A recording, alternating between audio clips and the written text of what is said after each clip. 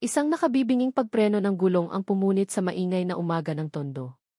Kasunod nito, isang malakas na tunog ng pagtilamsi. Para kay Arabella Cruz, o Ara, ang tunog na iyon ay mas masakit pa sa sikat ng araw na humahaplos sa kanyang balat. Agad siyang napalingon mula sa kanyang kariton ng basura. Doon, sa gitna ng makipot na kalsada, nakatigil ang isang itim na kotse. Hindi lang basta kotse, isang sasakyan na napakakintab, napakamahal, at halatang hindi nababagay sa lugar na iyon. At sa gilid ng nagniningning nitong pinto, isang malaking batik ng maitim na putik. Putik na galing sa gulong ng kanyang kariton. Bumukas ang pinto ng kotse. Unang lumabas ang isang pares ng sapatos na gawa sa balat, mas makintab pa kaysa sa anumang bagay na nakita ni Ara sa buong buhay niya.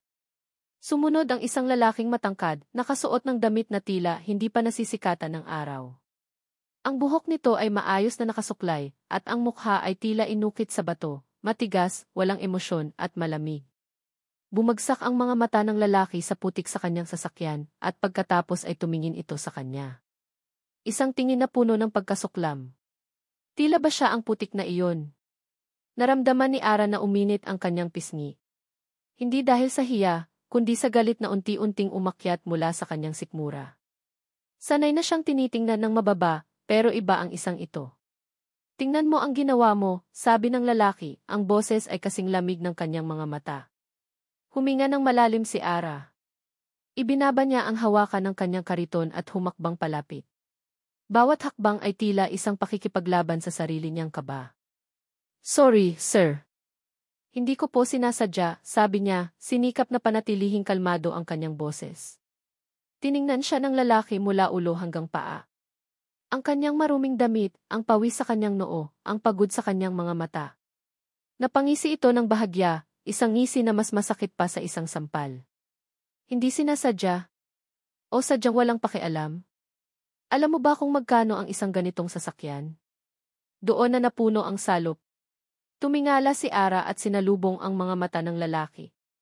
Nawala ang kanyang takot, napalitan ng isang tapang na isinilang mula sa hirap at pang-araw-araw na pakikibaka.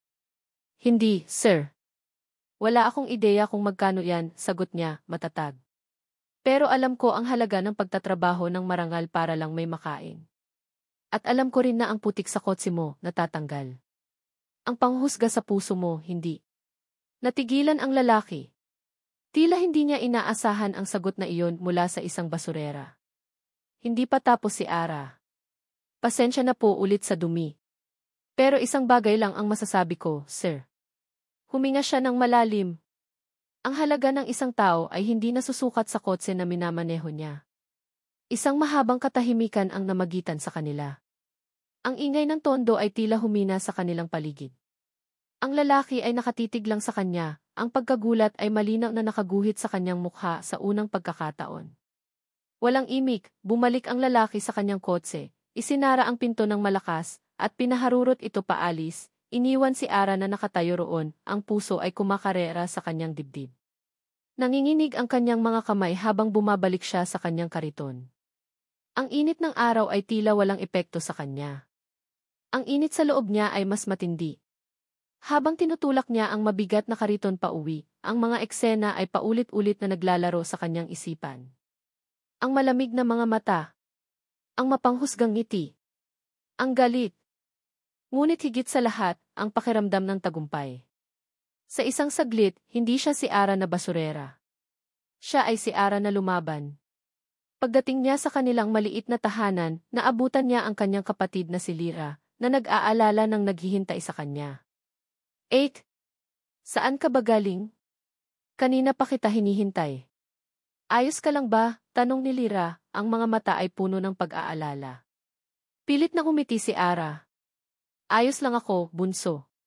May munting aberya lang sa daan. Ayaw niyang mag-alala pa ang kapatid. Para kay Lyra, gagawin niya ang lahat. Ang pag-aaral nito, ang mga pangarap nito, iyon ang gasolina na nagpapatakbo sa kanya araw-araw. Habang naghahanda sila ng kanilang simpleng hapunan, napansin ni Ara ang isang lumang dyaryo sa ibabaw ng kanilang mesa. Isang anunsyo ang nakabilog ng pulang tinta, malamang ay gawa ng kanilang kapitbahay na si Aling Nena. Hiring, janitorial staff. Alva Holdings International. Makati. Alva Holdings. Ang pangalan ay tumatak sa kanyang isipan. Ang pinakamalaki, pinakamayaman at pinakamakapangyarihang kumpanya sa buong Pilipinas. Ang mundo ng mga taong tulad ng lalaki kanina. Isang mundo na napakalayo sa tondo. Naramdaman niya ang isang pamilyar na kirot ng kawalan ng pag-asa. Sino siya para mangarap na makapasok doon?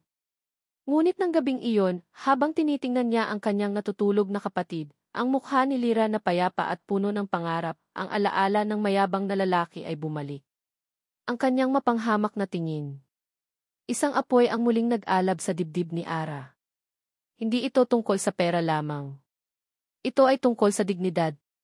Kinuha niya ang dyaryo. Tinitigan niya ang pangalang Alva Holdings. Hinawakan niya ito ng mahigpit, ang papel ay halos malukot sa kanyang palad. Hindi. Hindi siya mananatili sa putik habang buhay. Papasok siya sa mundo nila. At ipapakita niya sa kanila, sa lalaking iyon, kung sino si Arabella Cruz. At iyon ang dahilan kung bakit ang projection natin para sa susunod na quarter ay dapat tumuon sa expansion sa Southeast Asian market. Ang boses ng Chief Financial Officer ng Alva Holdings ay umalinggao sa loob ng marangyang boardroom. Ngunit para kay Marco de Alva, ang mga salita ay tila nagmumula sa ilalim ng tubig. Malayo. Walang kabuluhan. Nakatitig siya sa mga numero na kumikislap sa malaking screen, ngunit hindi mga porsyento o graph ang nakikita niya. Ang nakikita niya ay isang pares ng mga matang nag-aalab sa galit at dignidad. Ang halaga ng isang tao ay hindi nasusukat sa kotse na minamaneho niya. Ang mga salitang iyon. Simpleng-simple, ngunit tila isang sampal na gumising sa kanya. Isang sampal na mas malakas pa sa anumang narinig niya mula sa kanyang mga karibal sa negosyo. Buong buhay niya, pinalaki siyang maniwala na ang halaga ay katumbas ng yaman, kapangyarihan at pangalan. Ngunit ang babaeng iyon, sa gitna ng dumi at hirap ng tondo, ay buong tapang na sinabi sa kanya na mali siya. Sino siya para maglakas loob? Sir Marco. Naputol ang kanyang pag-iisip. Ang kanyang assistant na si Ramon ay nakatayo sa tabi niya, may bahid ng pag-aalala sa mukha. Tapos na po ang presentasyon. Hinihintay nila ang desisyon ninyo.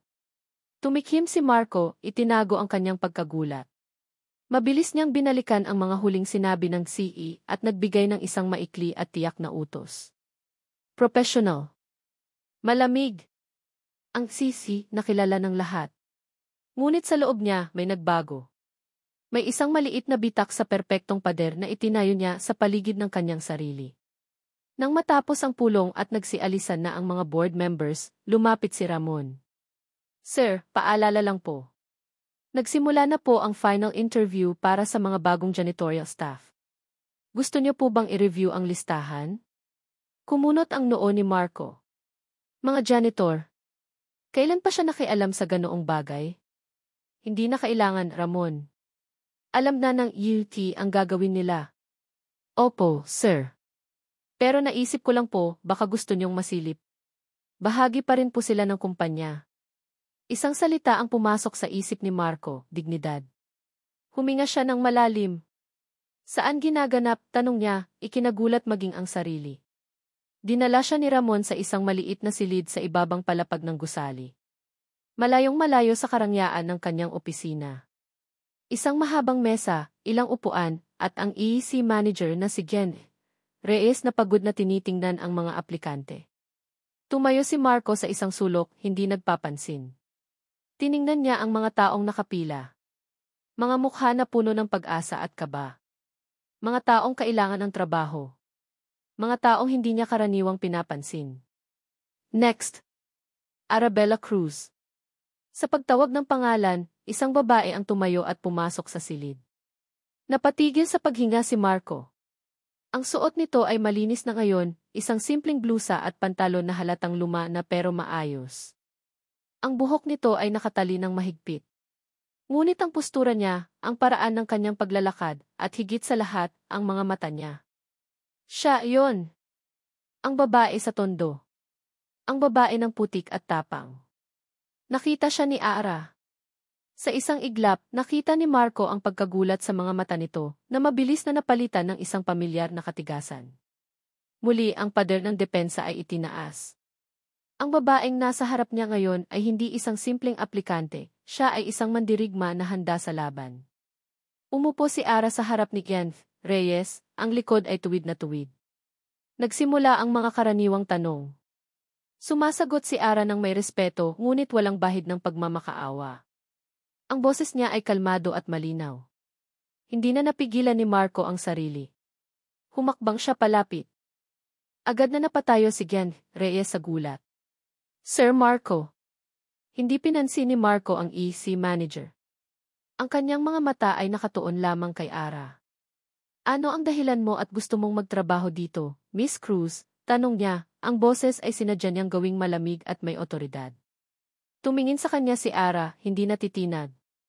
Kailangan ko po ng trabaho, sir. Maraming kumpanya ang nangangailangan ng janitor. Bakit dito pa sa Alva Holdings, git niya? Isang mahabang katahimikan. Alam ni Marco kung ano ang iniisip niya. Alam niya na alam ni Ara kung sino siya. Reyes, I think we're done here, sabi ni Marco, ibinaling ang tingin sa manager. Isang malinaw na pagtataboy. Ngunit bago pa makapagsalita si Genv Reyes, tumayo si Ara. Ang kanyang mga kamao ay nakakuyom sa kanyang tagiliran. Sir, sabi niya, ang boses ay nanginginig ng bahagya sa pigil na emosyon. Alam ko po kung bakit ninyo ako ayaw tanggapin. Dahil sa nangyari kahapon. Napatingin si Ramon kay Marco, puno ng pagtataka. Hindi pinansin ni Ara ang mga reaksyon sa paligid. Diretsong nakatingin siya kay Marco. Wala po akong perang pambayad sa abala. Pero may lakas ako para magtrabaho. Huminga siya ng malalim, tila kumukuha ng lakas mula sa sahig na kanyang kinatatayuan. Bigyan ninyo ako ng trabaho at magtatrabaho ako hanggang sa mabayaran ko ang utang ko sa inyo. Kahit hindi ninyo ako swelduhan. Isang nakabibinging katahimikan ang bumalot sa silid. Si Genv Reyes ay napanganga. Si Ramon ay tila hindi makapaniwala sa narinig. Ngunit si Marco ay nakatitig lang sa kanya, sa babaeng handang isuko ang kanyang sahod para sa kanyang dignidad. Hindi ito pagmamakaawa. Ito ay isang alok. Isang kontrata ng karangalan. Isang hamon. This is a bad idea, sir, bulong ni Ramon, sapat lang para marinig niya. She could be trouble. Tama si Ramon. Sabi ng utak niya, paalisin ang babaeng ito. Isa siyang komplikasyon na hindi niya kailangan. Pero may ibang nagsasalita sa loob niya. Isang boses na hindi niya pa narinig dati. Isang boses na humahanga sa tapang na nakikita niya. Tinalikuran niya si Ramon at humarap muli kay Ara. Ang mga mata nito ay hindi pa rin bumibitaw sa kanya. Kontratado ka na, sabi ni Marco, ang mga salita ay tila may sariling buhay na lumabas sa kanyang bibig. Mag-report ka bukas ng umaga. May sweldo ka. Nakita niya ang bahagyang pagbabago sa mukha ni Ara. Isang kislap ng tagumpay? O pagtataka? Hindi niya masabi. Walang ngiti. Walang pasasalamat na sobra-sobra. Isang simpleng tango lang ang isinagot nito. Salamat po, sir. Pagkatapos ay tumalikod na ito at naglakad palabas ng silid, ang postura ay kasing tuwid pa rin ng kanyang pagpasok. Naiwan si Marco na nakatayo roon habang ang nalilitong si Genv Reyes at si Ramon ay naghihintay ng paliwanag. Ngunit wala siyang maibigay na paliwanag. Habang pinagmamasdan niya ang anino ni Ara na naglalaho sa pasilyo, iisa lang ang tanong sa kanyang isipan. Bakit niya ginawa iyon? Bakit niya binigyan ng pagkakataon ang isang babae na dapat ay kinaiinisan niya? Isang ngiti ang sumilay sa kanyang mga labi, isang ngiti na hindi niya namalayan. Tila ang buhay niya sa Alva Holdings ay magkakaroon ng hindi inaasahang kaguluhan. Ang unang araw ni Ara sa Alva Holdings ay nagsimula bago pa man sumikat ang araw. Ang biyahe mula Tondo hanggang Makati ay parang paglalakbay sa dalawang magkaibang mundo. Mula sa masisikip at maingay na eskinita, pumasok siya sa isang kaharian ng salamin at bakal, kung saan ang mga gusali ay tila mga higanteng sumusundot sa langit. Ang lobby ng Alva Holdings ay mas malaki pa sa buong kalsada nila. Ang sahig ay napakakintab na kaya niyang makita ang sarili niyang refleksyon, isang babaeng nakasuot ng asul na uniforme, may dalang mop at timba, ang mukha ay seryoso at puno ng determinasyon. Ang trabaho mo ay siguraduhing walang kahit isang alikabok na makikita sa buong palapag na ito, sabi ng kanilang supervisor, isang matandang babae na may mahigpit na mukha. Ang mga de Alva ay ayaw sa dumi. Lalo na si Doña Victoria. Doña Victoria. Ang pangalan ay binigkas ng maihalong takot at respeto. Ang matriarch ng pamilya de Alva. Ang ina ni Marco. Napalunok si Ara. Ibinuhos niya ang kanyang buong atensyon sa trabaho. Bawat pagdampi ng mop sa sahig ay maingat at masigasig. Bawat pagpunas sa mga salamin ay paulit-ulit hanggang sa wala na siyang makitang kahit anong marka. Ito ang kanyang paraan para patunayan ang kanyang sarili. Hindi lang dahil sa utang na loob kay Marco de Alva, kundi para sa sarili niyang dignidad. Ngunit habang nagtatrabaho, ramdam niya ang mga tingin. Ang mga empleyadong naka-corporate attire ay dumadaan, ang ilan ay hindi siya pinapansin, ang iba ay tinitingnan siya na para bang siya ay bahagi lang ng muebles. Sanay na siya dito, ngunit iba ang pakiramdam sa lugar na ito. Ang bawat tingin ay tila isang paalala kung gaano siya kaliit sa mundong iyon. Nasa kalagitnaan siya ng pagpupunas sa isang malaking salamin ang may marinig siyang tunog ng takong napapalapit. Isang tunog na may otoridad. Dahan-dahan, isang babae ang lumitaw sa kanyang refleksyon sa salamin. Matangkad, elegante, at nakasuot ng damit na mas mahal pa siguro sa kabuuang laman ng kanilang bahay. Ang buhok nito ay perpektong nakaayos, at ang mga alahas nito ay kumikinang. Naramdaman ni Ara ang paglamig ng hangin. Alam niya, kahit hindi pa niya nakikita, na ito si Doña Victoria. Nagpatuloy si Ara sa kanyang ginagawa, umaasang hindi siya papansinin. Ngunit ang babae ay huminto mismo sa kanyang likuran. Bago ka dito, hindi ba? Ang boses ni Doña Victoria ay kalmado, ngunit may talim. Napilitang humarap si Ara. Yumuko siya ng bahagya bilang paggalang. Opo, ma'am. Tiningnan siya ni Doña Victoria mula ulo hanggang paa, ang mga mata ay matalas at mapanuri. Isang tingin na mas malamig at mas mapanghusga pa kaysa sa tingin ni Marco noong una silang nagkita. Kung si Marco ay tila inukit sa bato, ang ina nito ay tila inukit sa yelo. Pagkatapos ng tila walang katapusang pagsusuri, isang panyong sutla ang sadyang ibinagsak ni Doña Victoria sa sahig, ilang pulgada lang mula sa sapatos ni Ara. Nahulog ko, sabi ng matanda, ang mga mata ay hindi bumibitaw sa kanya. Nanigas si Ara. Ito ay isang pagsubok. Isang pagpapamukha sa kanya ng kanyang lugar. Naramdaman niya ang pamilyar na init ng galit na nagsisimulang umakyat. Ngunit pinigilan niya ito. Kailangan niya ang trabahong ito.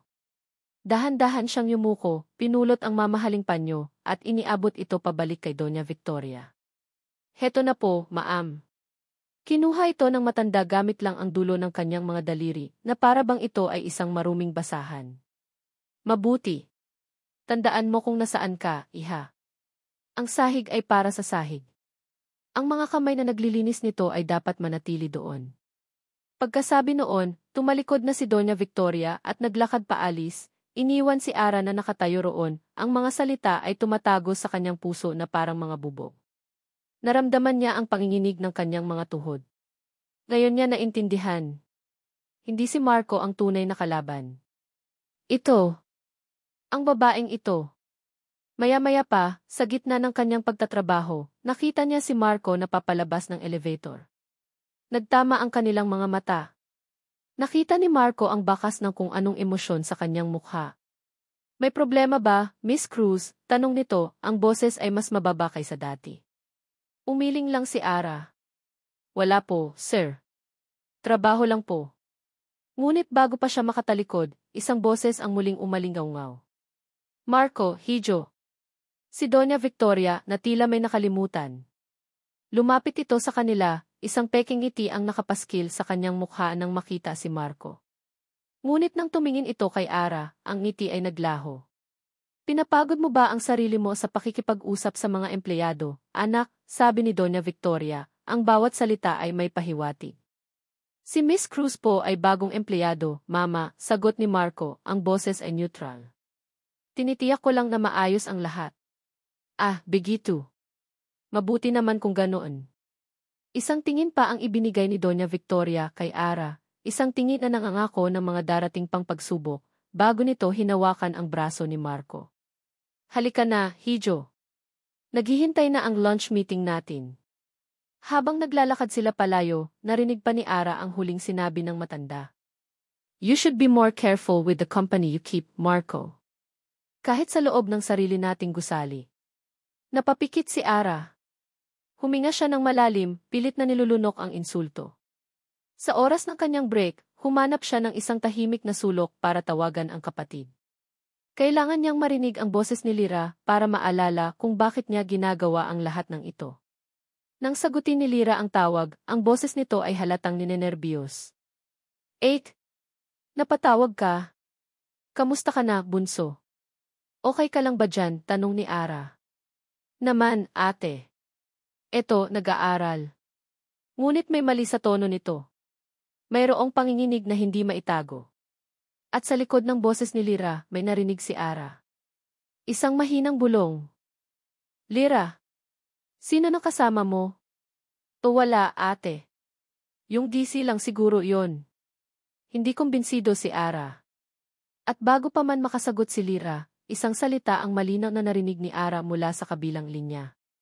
Isang pangalan na binulong ni Lyra sa takot. David, pakiusap ti. Click. Ibinaba na ni Lyra ang telepono. Napatulala si Ara sa kanyang cellphone. David. Bakit pamilyar ang pangalang iyon? Pagkatapos ay naalala niya.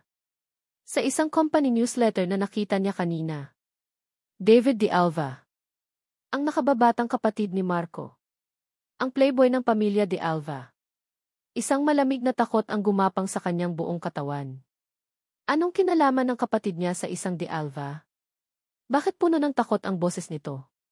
Tinawagan niya ulit si Lyra, ngunit hindi na ito sumasagot. Tawag. Tawag pa. Walang sagot. Alam ni Ara, sa kaibuturan ng kanyang puso, na ang kapatid niya ay nasa panganib. At ang panganib na iyon ay konektado sa pamilyang pinagtatrabahuhan niya. Ang simpleng pangarap niya na magkaroon ng marangal na trabaho ay biglang naging isang masalimuot na bangungot. Ang Alva Holdings Annual Charity Gala ay ang pinakamahalagang gabi sa social calendar ng Maynila. Isang gabi ng karangyaan, kapangyarihan at mga peking ngiti. Para kay Marco, ito ay isa lamang obligasyon. Isang mahabang gabi ng pakikipagplastikan sa mga taong gusto lang ng pabor mula sa kanya at sa kanyang pamilya. Nakatayo siya sa isang sulok ng Grand Ballroom, hawak ang isang baso ng champagne na hindi naman niya iniinom. Ang kanyang atensyon ay nahahati sa pagitan ng mga business tycoon na kumakausap sa kanya at sa pagmamasid sa kanyang ina, si Doña Victoria, na parang isang reyna na naglilibot sa kanyang kaharian. Marco, Hijo, umiti ka naman, bulong ng kanyang ina nang dumaan ito sa kanyang tabi. Mukha kang pupunta sa burol. Pilit na umiti si Marco. I'm just tired, Matsi. Hindi ka dapat mapagod, sagot nito. Ang bawat tao dito ay isang oportunidad. Oportunidad. Ganoon palagi tumingin ang kanyang ina sa mga tao. Mga kasangkapan. Mga hakbang sa hagdan ng kapangyarihan. Nilibot niya ang kanyang tingin sa buong ballroom, hinahanap ang kahit anong makakaagaw ng kanyang atensyon, nang isang pamilyar na anino ang kanyang nakita sa gilid ng silid, malapit sa service door. Si Ara. Nakatayo ito roon, hindi bilang isang bisita, kundi bilang isang manggagawa. Ang kanyang uniforme ay malinis at plansado. Tahimik siyang nagmamasid, ang mga mata ay alerto, tinitiyak na ang lahat ng staff ay nasa kanilang mga pwesto at ang lahat ay tumatakbo ng maayos. Hindi siya naglilinis ngayon, ngunit ang kanyang presensya ay bahagi ng operasyon na nagpapanatili sa perpektong imahe ng gabing iyon. May kung anong kumirot sa dibdib ni Marco. Ang babaeng buong tapang na hinarap siya sa tondo ay narito ngayon, isang hindi nakikitang ingranidsi sa malaking makina ng kanyang pamilya. Isang biglaang komosyon ang pumukao sa atensyon ng lahat. Si Ines Consonji, ang asawa ng isa sa pinakamalaking investor ng Alva Holdings, ay napasigaw. Isang waiter ang aksidenteng natabig, at ang laman ng tray nito, isang baso ng red wine, ay tumapon lahat sa kanyang puting-puting gown. Isang malaking, pulang mansa sa gitna ng dibdib ng damit. Agad na nagkagulo ang mga tao. Si Doña Victoria ay mabilis na lumapit, ang mukha ay nagpapakita ng perpektong pagkabalisa. Ang waiter ay namumutla sa takot. Si Ines Consonji ay malapit nang umiyak sa hiya at inis. Isang maliit na insidente, ngunit sa mundo nila, ito ay isang malaking iskandalo. Isang kapintasan sa perpektong gabi. Habang ang lahat ay nagkakagulo at hindi alam ang gagawin, nakita ni Marco ang isang mabilis na pagkilos. Si Ara. Mula sa gilid, mabilis siyang kumilos. Hindi siya lumapit sa gitna ng gulo. Sa halip, pumunta siya sa isang service table, kumuha ng isang bote ng sparkling water, isang malinis na tela, at isang platito ng asin. Mabilis ngunit mahinahon, lumapit siya sa isang katulong ni M.S. Konsunji. Hindi narinig ni Marco ang kanilang pinag-usapan, ngunit nakita niya kung paano itinuro ni Ara ang tamang paraan. Ibuhos ang sparkling water. Budburan ng asin. Dahan-dahang tapikin ang tela. Sa loob lamang ng ilang minuto, habang si Doña Victoria ay abala sa pag-aalok ng kung ano-anong tulong na walang epekto, ang mansa sa damit ni M.S. Konsunji ay unti-unting nawala. Hindi ito naging perpekto, ngunit halos hindi na ito kapansin-pansin. Nakahinga ng maluwag si M.S. Konsunji. Ang krisis ay naiwasan. At walang sinuman, maliban kay Marco, ang nakapansin kung sino ang tunay na nagligtas ng sitwasyon. Nang bumalik na sa normal ang lahat, dahan-dahang umatras si Ara, bumalik sa kanyang pwesto sa dilim, na para bang walang nangyari. Ngunit nakita siya ni Marco. At sa pagkakataong iyon, hindi isang basurera o janitor ang nakita niya. Nakita niya ang isang babaeng mahinahon, matalino, at kayang kontrolin ang isang sitwasyon na kahit ang kanyang ina ay hindi nagawa ng paraan. Hindi na niya napigilan ang sarili. Nagdahilan siya sa mga kausap at sinundan niya si Ara, na ngayon ay papasok na sa isang pasilyo patungo sa kusina. Miss Cruz. Huminto si Ara at lumingon, bahagyang nagulat. Nasa isang tahimik silang pasilyo, malayo sa ingay ng party. Ang ilaw dito ay hindi kasing liwanag sa ballroom, at sa unang pagkakataon, nakita ni Marco ang pagod sa kanyang mga mata. Sir Marco, sabi niya, yumuko ng bahagya. Nakita ko ang ginawa mo kanina, sabi ni Marco, ang boses niya ay mas mahina kaysa sa karaniwan. You handled it well. Very well. Tumingin si Ara sa sahig. Trabaho ko lang po yon, sir. Tiyakin na maayos ang lahat. Hindi, pagtutol ni Marco. That was more than just work. You saved my mother, my family, from a very embarrassing situation. Humakbang siya palapit. Ang espasyo sa pagitan nila ay biglang lumiit. Naamoy niya ang isang banayad na amoy ng sabon, hindi pa bango. Isang amoy na malinis at totoo. Tumingala si Ara sa kanya. Ang mga mata nito ay hindi na kasing tigas ng dati. Mayroong bakas ng pagkalito. Hindi ko po ginawa iyon para sa kanila. Then if did you do it? Tanong ni Marco, mausisa. Ginawa ko po iyon para sa waiter, sagot niya. Nakita ko po ang takot sa mga mata niya. Alam ko pong mawawalan siya ng trabaho. Ayoko lang pong may mangyaring ganoon. Natigilan si Marco.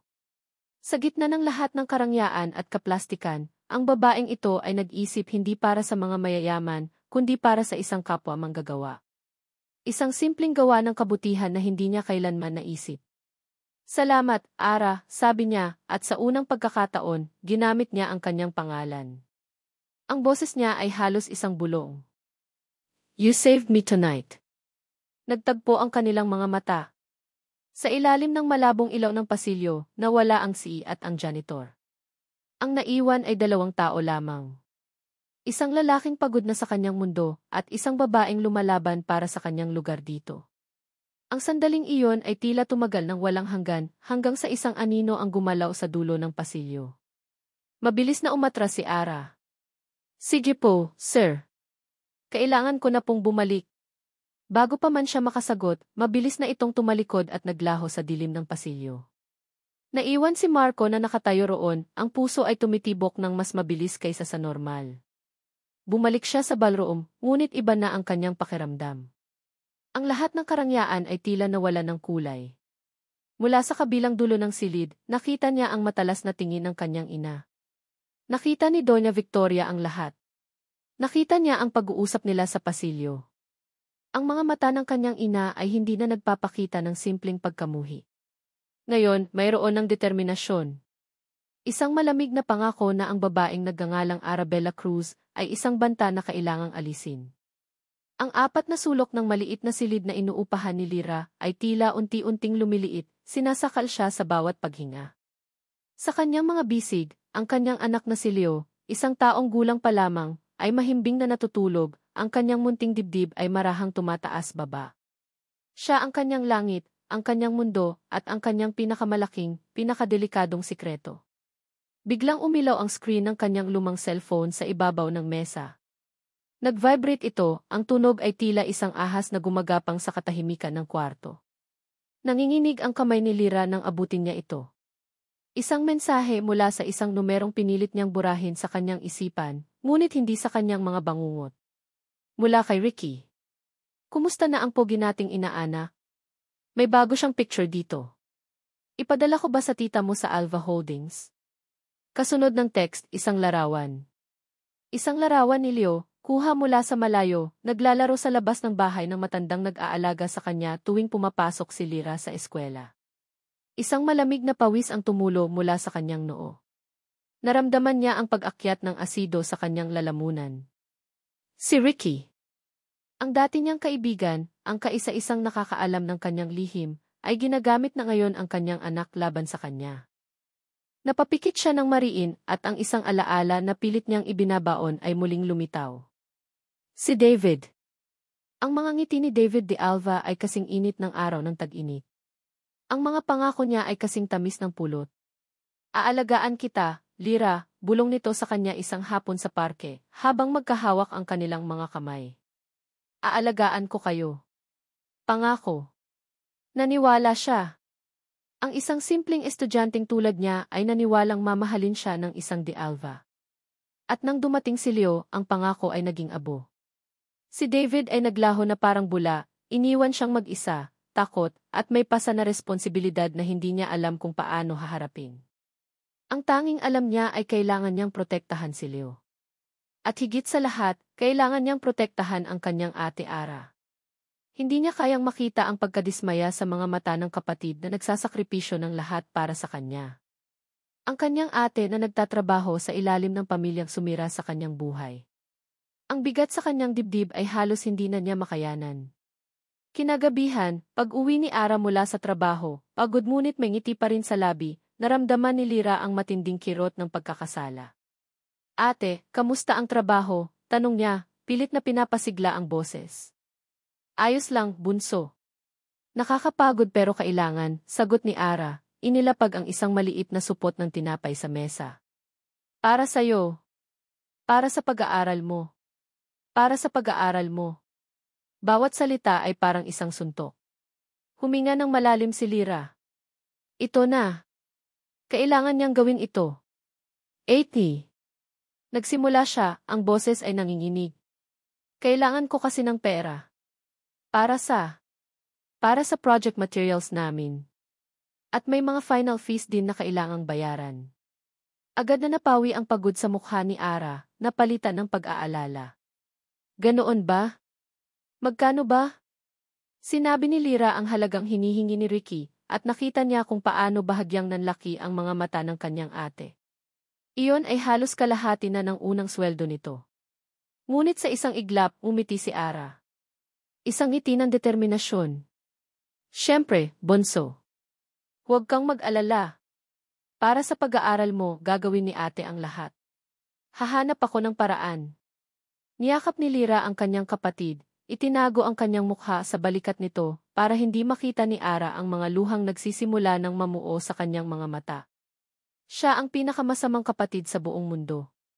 Kinabukasan, sa isang maingay na food court sa isang mall, nagkita sila ni Ricky. Nakaupo ito roon, mayabang na umiinom ng soft drink, ang mukha ay puno ng pagiging kampante. Ang dating kaibigan ay isa na ngayong buitre. Nasaan na, tanong nito, walang anumang pagbati. Walang imik na inilapag ni Lyra ang isang puting sobre sa mesa. Ang sobreng naglalaman ng perang pinaghirapan ng kanyang ate. Kinuha ito ni Ricky, binuksan, at binilang ang pera sa harap niya. Naramdaman ni Lyra na tila siya hinuhubaran sa gitna ng maraming tao. Good, sabi ni Ricky, ngumisi. Akala ko magmamatigas ka pa. Pakiusap, Ricky, sabi ni Lyra, ang boses ay halos isang pakiusap. Itigil mo na to, burahin mo na ang mga litrato. Tumawa si Ricky. Isang tawang nakakainsulto. Bakit ko naman gagawin yon? Utang na loob mo pa nga sakin, tinutulungan kitang itago to. Isipin mo na lang na bayad to sa serbisyo ko.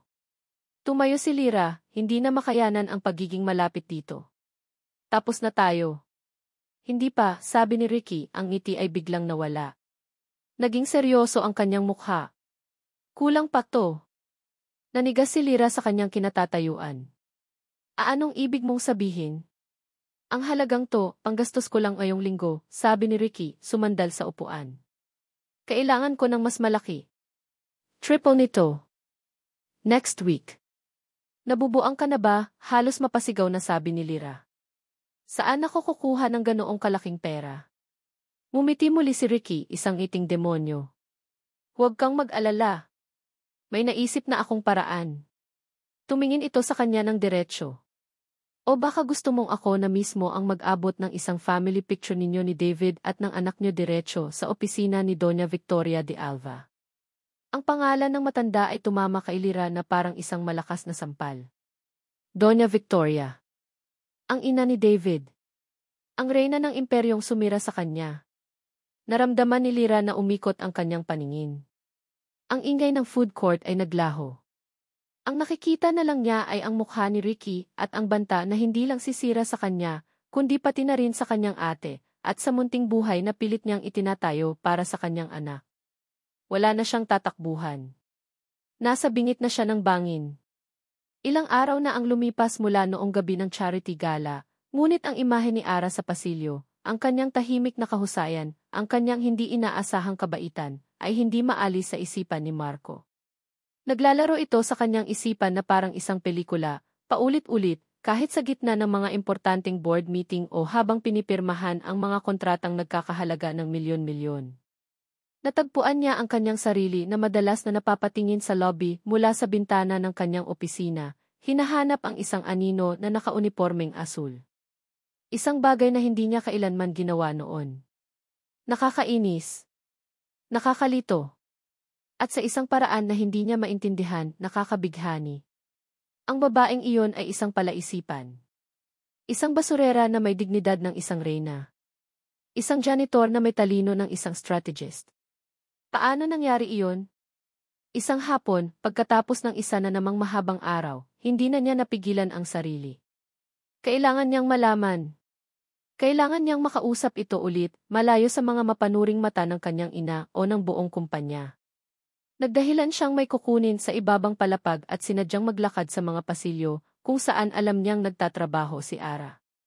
Naabutan niya itong mag-isa sa isang hindi gaanong ginagamit na koridor, inaayos ang kanyang mga gamit sa paglilinis sa isang maliit na utility closet. Patapos na ang shift nito. Miss Cruz. Medyo nagulat si Ara nang makita siya. May bahid ng pag-iingat sa kanyang mga mata, isang paalala ng agwat sa pagitan nilang dalawa. Sir Marco. May kailangan po ba kayo? Wala naman, sabi niya, sinubukang maging kaswal, ngunit ang kanyang boses ay tila hindi kanya. I just wanted to check on things here. Isang napakahinang dahilan. Tumango lang si Ara, hindi nagsalita, at ipinagpatuloy ang kanyang ginagawa. Itinabi niya ang kanyang mop at timba. Pagkatapos, yumuko siya para kunin ang kanyang maliit na bag na nakasabit sa gilid ng cart. Ngunit sa kanyang pag-abot, sumabit ang strap ng bag sa isang kawit, at sa biglaang paghila, bumukas ito. Ang lahat ng laman ng maliit na bag ni Ara ay kumalat sa makintab na sahig. Isang lumang pitaka. Isang suklay. Isang maliit na bote ng alkohol. At isang bagay na kumislap sa ilalim ng ilaw. Nako, bulong ni Ara, namumula ang mukha sa hiya. Agad na lumuhod si Marco para tulungan siya, hindi na nag-isip pa. Hayaan mo na, ako na. Wag na po, sir. Nakakahiya po, sabi ni Ara, sinusubukang unahan siya sa pagpulot. Ngunit huli na ang lahat. Ang kamay ni Marco ay napahinto sa ere. Ang kanyang mga daliri ay ilang pulgada na lang mula sa isang bagay na nagniningning sa sahig. Hindi ito isang ordinaryong alahas. Ito ay isang palawit.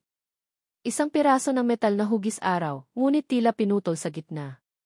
Ang mga sinag nito ay may kakaibang disenyo, at ang gilid kung saan ito naputol ay magaspang at hindi pantay.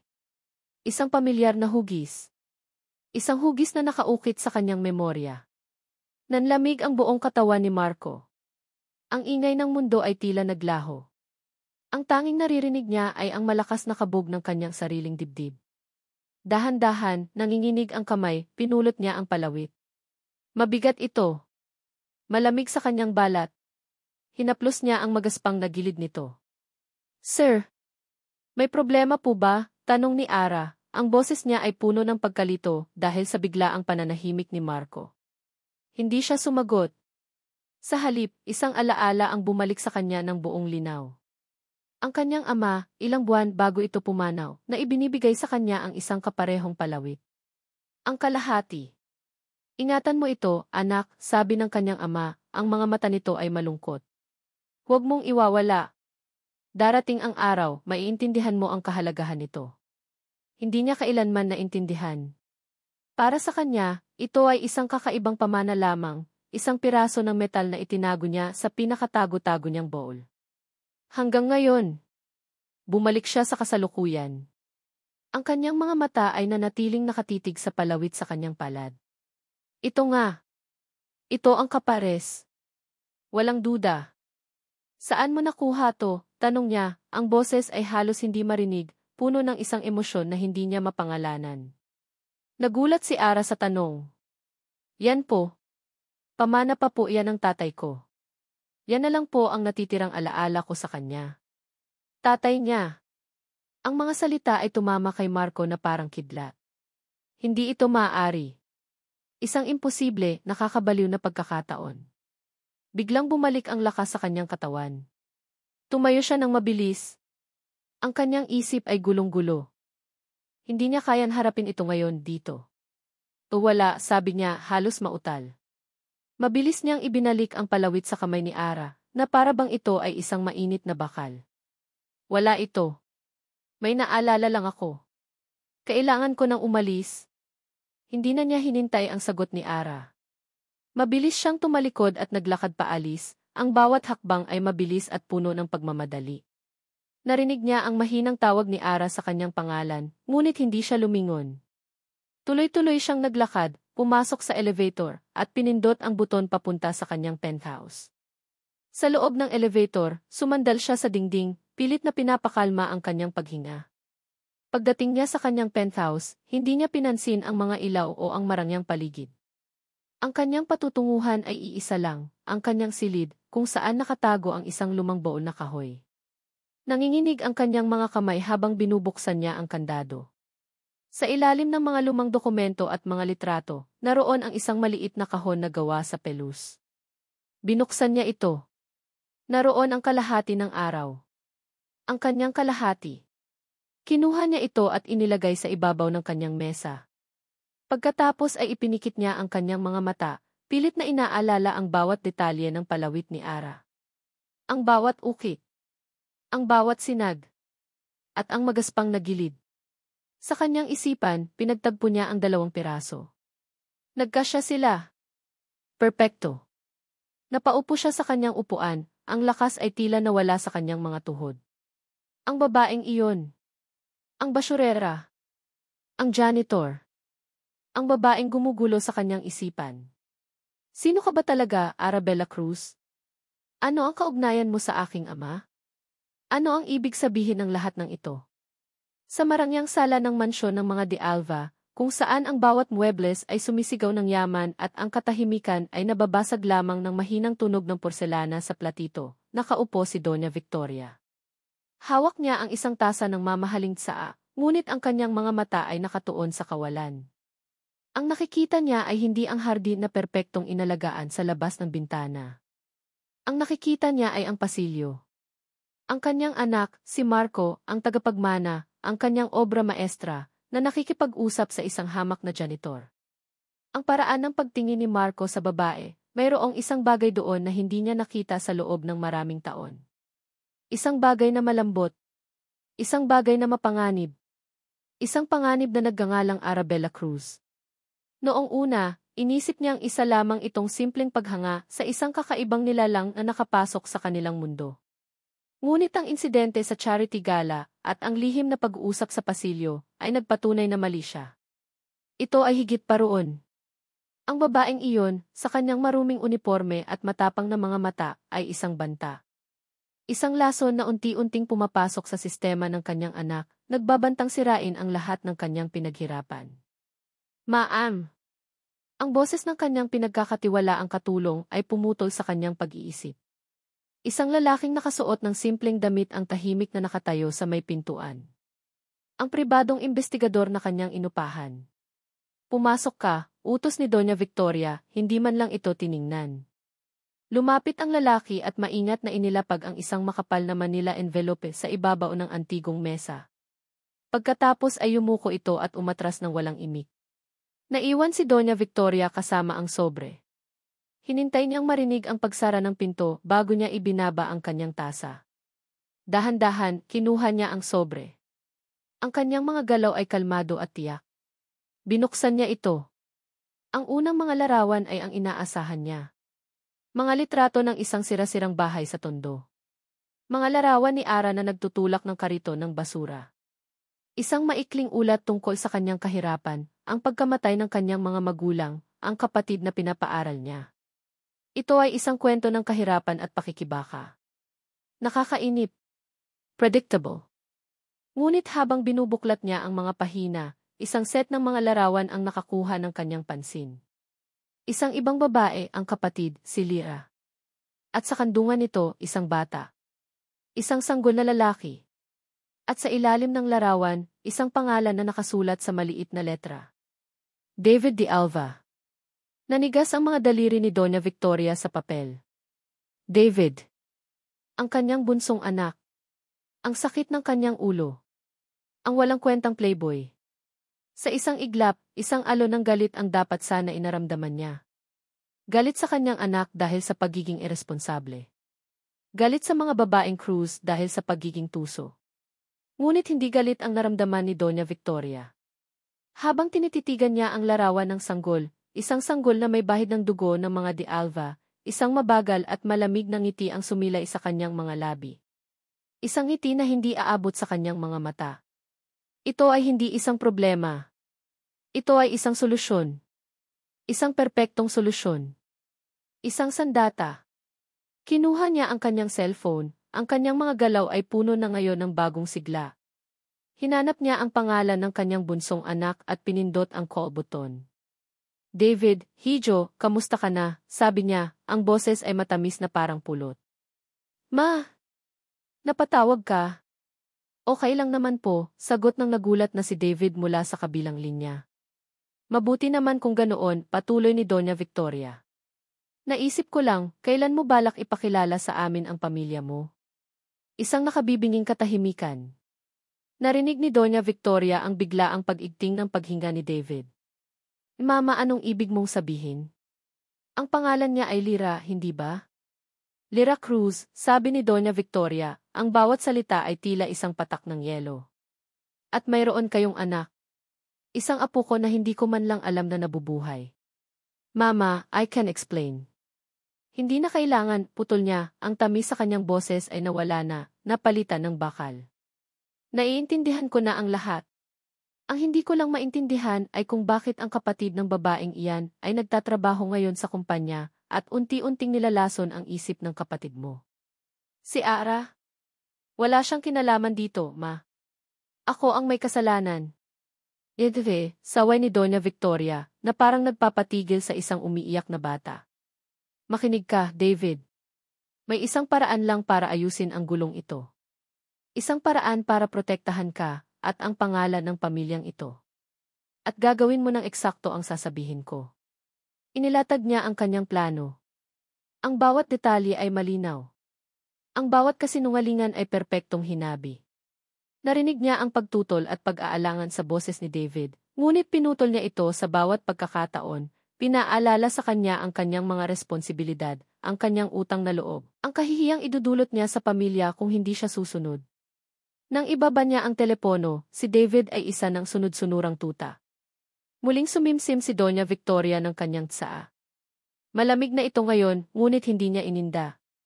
Ang lahat ay nasa ayos na. Ang lahat ng piyesa ay nasa tamang lugar sa chessboard. Tingnan natin kung gaano katagal ang probinsyanang iyon, isip niya, isang ngiti ng tagumpay ang muling sumilay sa kanyang mga labi. Kinuha niya muli ang kanyang cellphone at tinawagan ang kanyang personal na assistant. Gusto kong mag-ayos ka ng isang pagkakataong pagkikita, sabi niya, ang boses ay kalmado ngunit puno ng utos. Sa pagitan ko at ng babaeng iyon ni Arabella Cruz. Sa isang lugar sa loob ng gusali. At tiyakin mo di. Huminto siya sandali para sa dramatikong epekto. Naroon din si Marco para masaksihan ang lahat. Pagkatapos ng gabing iyon sa pasilyo, kung kailan hinawakan ni Marco de Alva ang palawit ng kanyang ama, may nagbago. Hindi alam ni Ara kung ano, ngunit nararamdaman niya ito sa hangin. Ang mga tingin ni Marco sa kanya ay naging mas matagal, mas mapanuri. Hindi na ito ang malamig na tingin ng isang sihi sa isang janitor. Mayroon ng bigat. Mayroon ng tanong. Sa tuwing nagkakasalubong sila sa koridor, sinusubukan nitong magsimula ng usapan, ngunit ang mga tanong nito ay palaging umiikot sa isang paksa, ang kanyang nakaraan.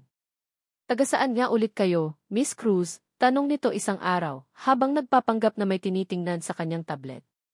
Sa Tondo po, sir. Doon na po ako lumaki. Pero ang mga magulang mo, sila ba ay taga-roon din? Napapakunot ang noo ni Ara sa bawat tanong. Bakit biglang naging interesado ang isang Marco de Alva sa pinagmula ng isang hamak na tulad niya? Ang mga tanong ay tila walang sala, ngunit ang paraan ng pagtatanong nito, na tila may hinahanap, na tila may pinag-uusapan silang isang sikreto na siya lamang ang hindi nakakaalam, ay nagbibigay sa kanya ng kaba. Ramdam niya na ang usapan ay palaging patungo sa palawit, ngunit hindi niya alam kung bakit. Kaya sa tuwing nararamdaman niyang malapit na roon ang usapan, dahan-dahan siyang umiiwas. Naku, sir, pasensya na po, kailangan ko na pong tapusin ito bago matapos ang shift ko. Ang pag-iwas na ito ay nagdudulot lamang ng mas malalim na gatla ng pagkalito sa mukha ni Marco, na lalong nagpapagulo sa isip ni Ara. Habang ang palaisipan tungkol kay Marco ay bumabagabag sa kanya, isa pang anino ang nagsimulang bumuntot sa kanyang bawat galaw. Si Doña Victoria. Ang ina ni Marco ay tila laging nasa kung saan siya naroroon. Minsan, mahuhuli niya itong nakatingin sa kanya mula sa kabilang dulo ng lobby, ang mga mata ay matalas na parang agila. Sa ibang pagkakataon, aksidente silang magkakasalubong malapit sa mga elevator. Isang hapon, habang nagpupuna si Ara ng isang mesang salamin, lumapit si Doña Victoria. Iha, sabi nito, ang boses ay nakakagulat na malumanay. Nakikita ko ang iyong pagsisikap. Isa kang masipag na babae. Nagulat si Ara. Salamat po, ma'am. Ngumiti si Doña Victoria. Isang ngiting hindi umaabot sa kanyang mga mata. Alam mo, ang isang tulad mo ay hindi nababagay sa ganitong trabaho. Masyado kang matalino para dito.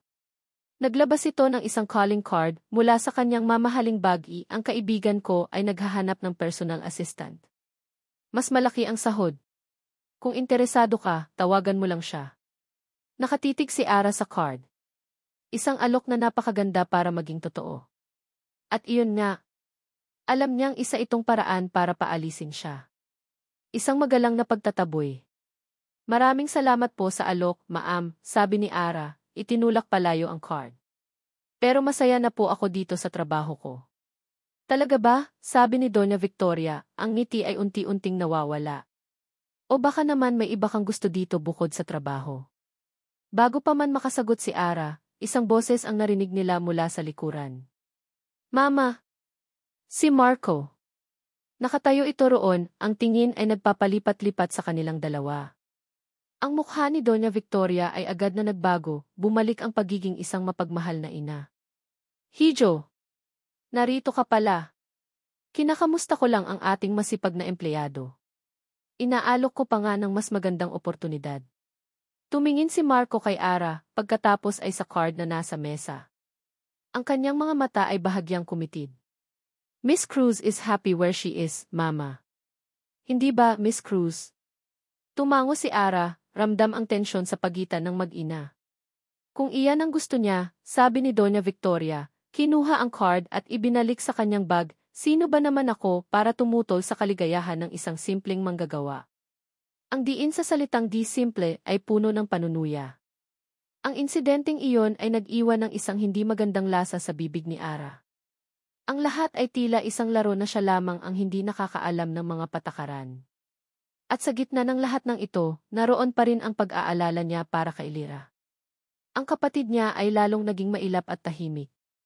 Madalas itong wala sa bahay at kapag nagkikita sila, ang mga mata nito ay puno ng takot. Ang pera na hiningi nito ay naibigay na niya, ngunit tila mas lumala pa ang problema. Isang gabi, pagod na umuwi si Ara. Naabutan niya si Lyra sa sala, tulala at nakatingin sa kawalan. Lyra, ayos ka lang? Nagulat si Lyra at sa kanyang paggalaw, nahulog ang kanyang cellphone mula sa kanyang kandungan. Mabilis niya itong pinulot, ngunit hindi bago makita ni Ara ang screen na umilaw. Isang text message. Mula sa isang pamilyar na pangalan. David. Ang mensahe ay maikli lang, I need to see you. Now. LA mom knows. Lyra, ano ito? Tanong ni Ara, hinawakan ang braso ng kapatid. Ano ang kinalaman ni David de Alva sa'yo? Sabihin mo sa akin ang totoo. Nagsimulang umiyak si Lyra, mga hikbing matagal na niyang itinatago. Ate, hindi ko na kaya natatakot ako. Ngunit bago pa man niya maipaliwanag ang lahat, ang cellphone ni Lyra ay muling tumunog. Isang tawag. Mula kay David. Huwag mong sagutin, sigaw ni Ara. Pero huli na. Sa takot at pagkalito, sinagot ni Lyra ang tawag. David. Ang narinig ni Ara mula sa maliit na speaker ng telepono ay hindi ang boses ni David, kundi ang kalmadong boses ng isang babae. Isang boses na nagpapatindig ng kanyang mga balahibo. Hindi ito si David, iha. Si Doña Victoria ito. Oras na para mag-usap tayo. Harap-harapan. Nanigas si Ara, ang dugo ay tila umalis sa kanyang mukha. Ang mga piraso ng palaisipan, ang mga tanong ni Marco, ang mga kilos ni Doña Victoria, ang takot ni Lyra, ay nagsimulang magkabuhol-buhol sa kanyang isipan, bumubuo ng isang nakakatakot na larawan. Isang larawan ng isang bitag na matagal nang inihahanda para sa kanila. Ang tawag mula kay Doña Victoria ay isang utos na hindi matatanggihan. Isang utos na nagdala kay Ara sa isang lugar na hindi niya inaasahang papasukin, ang pribadong library sa loob ng mansyon ng mga de Alva. Pinapasok siya ng isang katulong na hindi man lang tumitingin sa kanyang mga mata. Ang silid ay napapalibutan ng matataas na estante ng mga aklat na mukhang hindi pa nabubuksan. Ang amoy ng lumang papel at mamahaling kahoy ay mabigat sa hangin. Sa gitna ng lahat, nakaupo si Doña Victoria sa likod ng isang malaking mesa na gawa sa mahogany, ang kanyang postura ay tuwid na parang isang reyna sa kanyang trono. Maupo ka, iha, sabi ni Doña Victoria, ang boses ay kalmado ngunit walang anumang init. Hindi umupo si Ara. Nanatili siyang nakatayo, ang kanyang mga kamay ay nakakuyom sa kanyang tagiliran. Nasaan po ang kapatid ko? Ang kapatid mo ay nasa ligtas na lugar, sagot ng matanda. Sa ngayon, ang kanyang kinabukasan ay nakasalalay sa pag-uusap na ito. Isang malamig na kaba ang gumapang sa likod ni Ara. Ano po ang kailangan ninyo sa amin? Ngumiti si Doña Victoria. Isang ngiti na nagpatindig sa lahat ng balahibo sa katawan ni Ara. Inilabas ng matanda ang isang folder mula sa isang drawer at inilapag ito sa mesa. Dahan-dahan, itinulak niya ito palapit kay Ara. Buksan mo. Nanginginig ang kamay ni Ara nang buksan niya ang folder. Ang kanyang puso ay halos tumigil sa pagtibok. Mga litrato. Mga litrato ni Lyra na masaya. Mga litrato ni David na nakangiti. At mga litrato nilang dalawa kasama ang isang sanggol. Isang munting anghel na may mga matang kamukhang kamukha ng kanyang kapatid. Napaatras si Ara, tila sinampal. Isang anak. Ang kapatid niya ay may anak. At ang ama ay isang de Alva. Ang lahat ng kasinungalingan, ang lahat ng takot ni Lyra, ay biglang nagkaroon ng kahulugan. Nakakagulat, hindi ba? Sabi ni Doña Victoria, tila nasiyahan sa reaksyon ni Ara. Ang aking apo. Isang de Alva na itinatago sa isang dampa sa tondo. Wala po akong alam dito, sabi ni Ara, ang boses ay halos isang pabulong. Ang kanyang isip ay gulong-gulo. Talaga ba? Tanong ng matanda, tumataas ang isang kilay. Isang kapatid na nagtatrabaho sa kumpanya. Isang kapatid na may anak sa tagapagmana. Napakagandang plano. Isang perpektong bitag para sa aming pamilya. Hindi po totoo yan, sigaw ni Ara, ang pagkalito ay napalitan na ng galit. Walang plano. Hindi ganyang klase ng tao ang kapatid ko. Kung ganoon, bakit siya humihingi ng pera kay David? Para sa bata? O para sa iyo, giit ni Doña Victoria, ang bawat salita ay isang akusasyon. Sa sandaling iyon, bumukas ang isang pinto sa gilid ng library. Lumabas mula roon si David de Alva. Ang mukha nito ay maputla, ang mga mata ay nakaiwas, hindi makatingin ng diretsyo kay Ara. David, tawag ni Ara. Sabihin mo sa kanya ang totoo. Sabihin mo wala akong kinalaman dito. Tumingin si David sa kanyang ina. Nakita ni Ara ang takot sa mga mata nito. Isang takot na mas matindi pa kaysa sa takot na nakita niya kay Lyra. Anak, sabi ni Doña Victoria, ang boses ay malumanay ngunit puno ng bakal na utos. Sabihin mo sa kanya. Sabihin mo sa kanya kung paano ninyo ito pinlano. Napapikit si David. Huminga siya ng malalim. At nang magsalita siya, ang boses niya ay basag at walang buhay. Mama si Ate Arad. Nanginginig ang kanyang labi. Alam niya. Alam niya ang lahat. Ang mga salita ay tumama kay Ara na parang isang bala. Hindi. Hindi maaari. Bakit? Bakit nagsisinungaling si David? Sinungaling, sigaw niya, ang mga luha ay nagsimula ng mamuo sa kanyang mga mata. Bakit mo ginagawa to? Tumingin si David sa kanya sa wakas. Ang nakita ni Ara sa mga mata nito ay hindi galit, kundi isang desperadong pakiusap. Isang pakiusap na hindi niya maintindihan. Tingnan mo, sabi ni Doña Victoria, ang boses ay puno ng tagumpay. Isang pamilya ng mga ahas. Mga manggagamit. Akala ninyo maluloko ninyo ang mga de Alva? Hindi totoo yan, pagpupumilit ni Ara, ang kanyang boses ay nagiging desperado na. Ang buong sitwasyon ay isang bangungot na hindi niya matakasan. Ang mga pader ay tila gumuguho sa paligid niya. Talaga ba? Isang pamilyar na boses ang narinig niya mula sa pintuan. Isang boses na minsan ay nagbigay sa kanya ng pag-asa, ngunit ngayon ay nagdadala ng hatol. Napalingon si Ara. Nakatayo sa may pintuan si Marco. Ang kanyang mukha ay isang maskara ng yelo. Ang kanyang mga mata, na minsan itumingin sa kanya ng may pagtataka at paghanga, ay puno ngayon ng isang bagay na mas masakit pa sa galit. Pagkadismaya. Isang malamig at matinding pagkadismaya. Narinig niya ang lahat. Narinig niya ang kipag-amin ni David. Marco T. Bulong ni Ara, umaasang makakita ng kahit kaunting pagdududa sa kanyang mga mata. Ngunit wala. Ang nakita lang niya ay ang pagsasara ng isang pinto. Ang huling pinto ng tiwala. Si Doña Victoria ay tumayo, ang mukha ay nagpapahayag ng isang peking pag-aalala para sa kanyang panganay na anak. Marco, Hijo, I'm so sorry na kailangan mo pa itong marinig. Ang bitag ay perpektong naisagawa. Ang bawat salita, bawat kilos ay perpektong nakalkula. At si Ara, kasama ang kanyang kapatid, ay nasa gitna nito, walang kalaban-laban. Ang buong mundo niya ay gumuho sa isang iglap. Nakatayo si Marco sa pintuan ng library, ngunit ang kanyang isip ay nasa isang madilim na kawalan. Ang mga salita ni David, alam niya ang lahat, ay umalinggaw sa kanyang ulo na parang isang sirang plaka, bawat ulit ay mas masakit kaysa sa nauna. Ang lahat ng piraso ng palaisipan ay biglang nagkasya sa isang iglap. Ngunit ang nabuong larawan ay hindi ang inaasahan niya. Ito ay isang larawan ng panlilinlang. Ang pagtatagpo nila sa tondo. Ang kanyang pagpasok sa kumpanya. Ang kanyang kahusayan sa charity gala. Ang kanyang pag-aalala para sa kapatid. Ang palawit. Ang palawit. Iyon ang pinakamasakit sa lahat.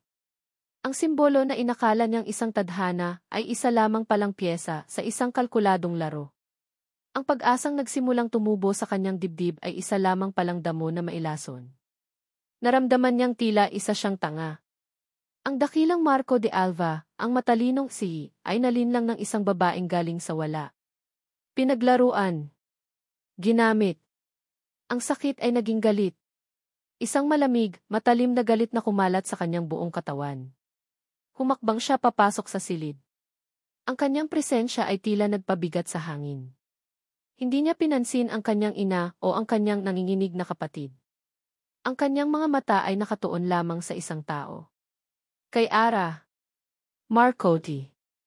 Sabi ni Ara, ang boses ay isang bulong, ang mga mata ay nagmamakaawa. Ngunit ang nakita niya ay hindi isang biktima. Ang nakita niya ay isang aktres na nahuli sa kanyang pagpapanggap.